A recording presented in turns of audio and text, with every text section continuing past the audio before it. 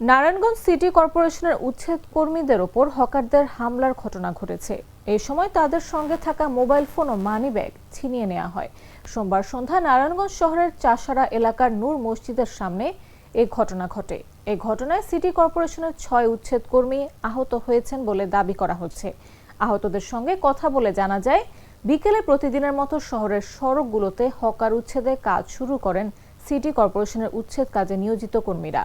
এ সময় শহরের প্রেস ক্লাবের সামনে হকাররা একটি মিছিল নিয়ে তাদের উপরে হামলা চালান। এ সময় জাহাঙ্গীর ও রুহুল নামে 2 কর্মচারী সহ 5 থেকে 6 জন আহত হন। নারায়ণগঞ্জ সিটি কর্পোরেশনের প্রশাসক অ্যাডভোকেট সাখাওয়াত হোসেন খান বলেন, হকাররা হামলা করে আইনের ব্যত্যয় ঘটিয়েছেন। এই বিষয়ে আইনগত ব্যবস্থা নেওয়া হবে।